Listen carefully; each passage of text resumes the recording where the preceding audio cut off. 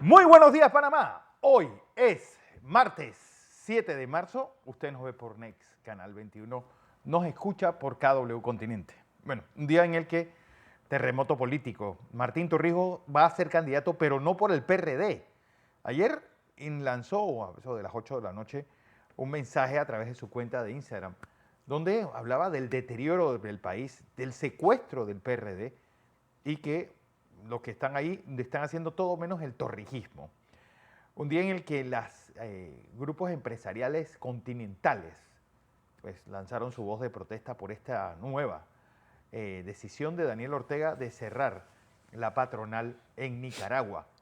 Un día también en el que el hermano y el hijo de Petro están bajo investigación. Bueno, hoy el que lanzó un mensaje anoche fue el hermano del expresidente, pues diciendo que este está escudándose detrás de sus familiares. Pues el presidente de Twitter. Por cierto, el gobierno colombiano se hace cargo de Viva Air, esta aerolínea colombiana de bajo coste que había dejado más de 1 millón de personas en tierra la semana pasada. Bueno, hoy es martes 7 de marzo, pues se va despejando quiénes van a pasar en estos cuartos de final de la UEFA Champions League. Don José. Buenos días, Fernando. Buenos días. Un placer tenerlo aquí con nosotros, aquí vuelta, como lo extrañamos ayer aquí. Hombre, gracias. Y nuestra audiencia pidiendo su sabiduría.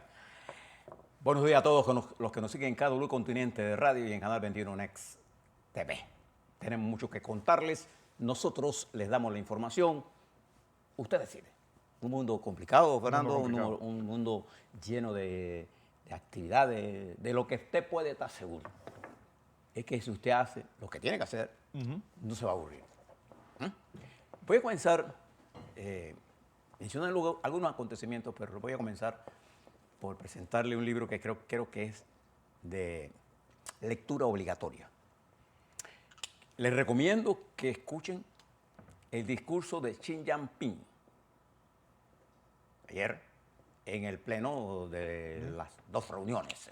Esa es miles de delegados del Partido Comunista, ahí nada más que puede ser el Partido Comunista, escucharon este mensaje. Yo lo tomé de Xinhua, la agencia oficial de China, a la fuente directa.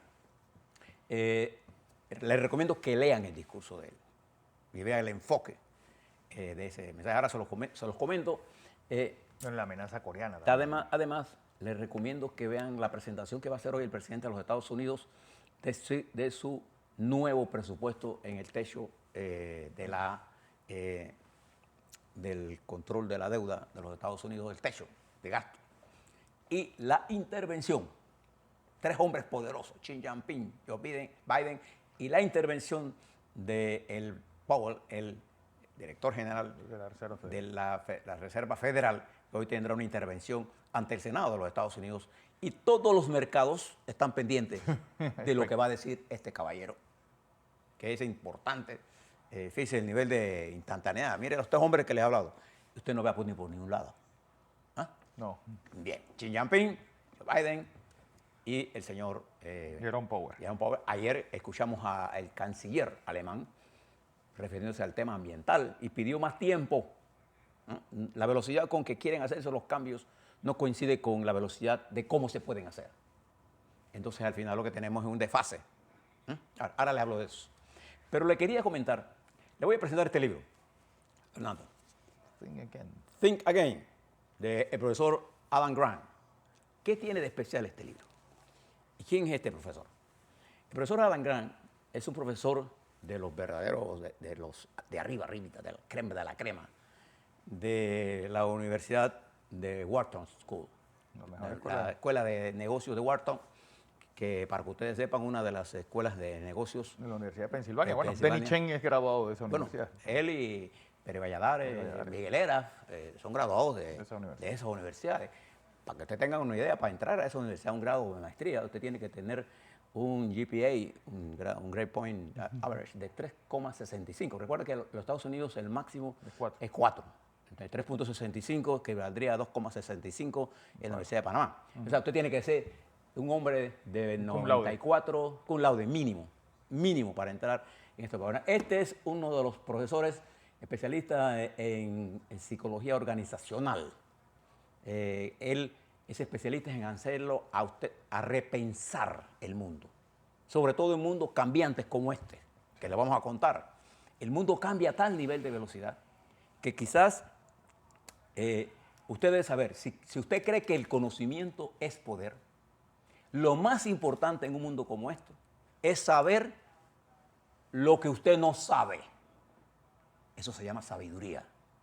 Porque hay gente que cree que lo sabe todo, ¿ah, Fernando? Y opinan de todo. Bueno, uno siempre debe saber lo que uno no sabe. Y debe repensar lo que uno cree que sabe. ¿Ah? Porque este es un mundo demasiado cambiante. Y ahora le cuento. Usted se da cuenta por qué en esta televisora hemos hecho un gran esfuerzo, entre todos aquí, para brindarle una mezcla de lo que pasa en la región y en el mundo ligado a Panamá. ¿Y por qué? Por esto que le estoy diciendo. Les recomiendo que se lean el libro.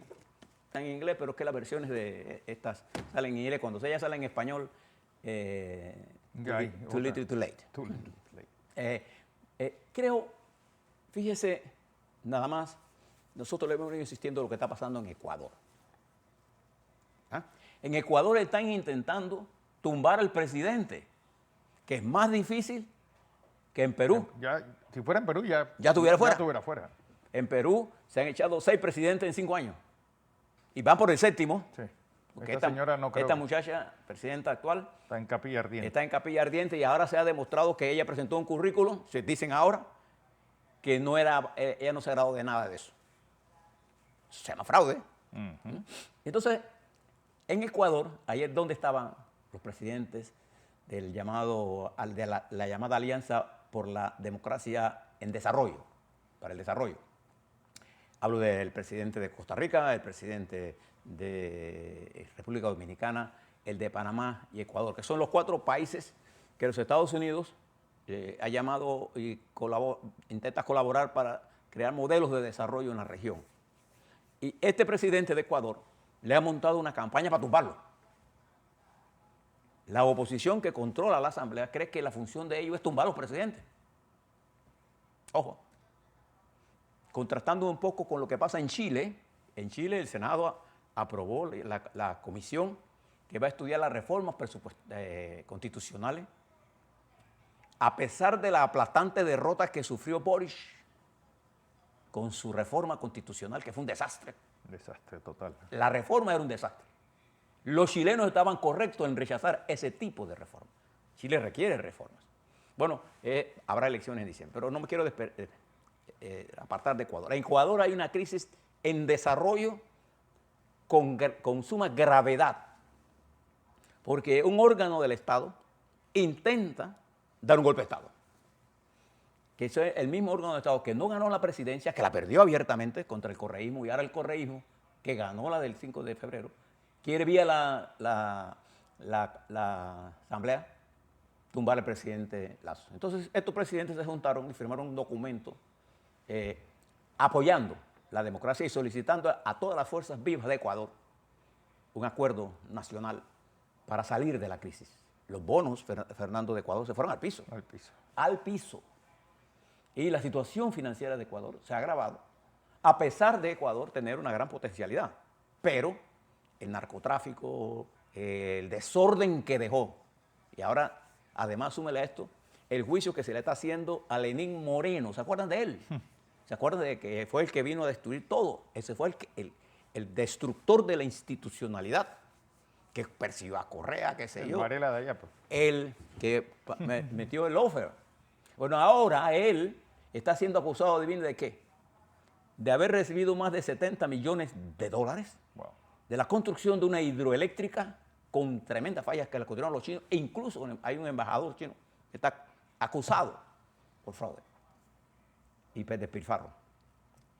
Esto está haciendo tambalear a Ecuador, la ruptura institucional que se está produciendo en Ecuador, siendo Guillermo Lasso y también ahora los medios, así comenzaron a tumbar la democracia en Venezuela.